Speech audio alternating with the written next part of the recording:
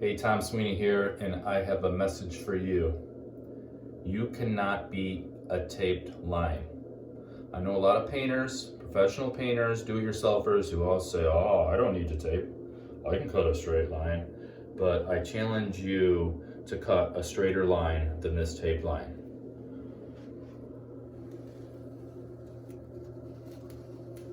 Now look at that, baby.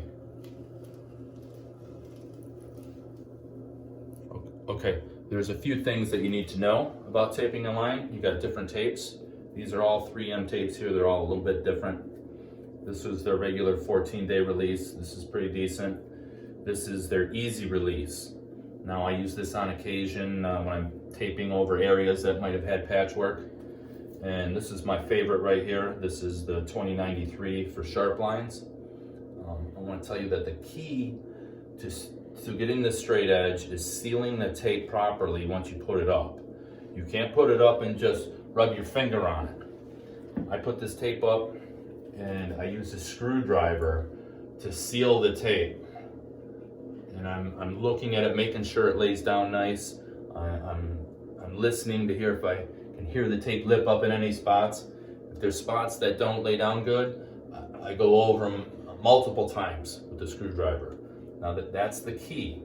And then here we did 2 coats. What I do is I cut in the first coat, roll, let that dry, cut in the second coat, and then pull the tape immediately after I cut.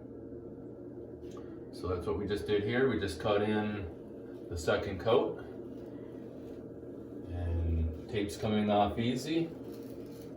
We got a laser straight line. Now, I've been painting for about 35 years now, and this is the one thing that keeps people coming back. They love it, and you love it too. Take a little time, watch some of my videos on taping. Once you get this skill down, people will be in awe of your work. So hey, good luck, like, friend, find, share. I want to keep these videos coming for you.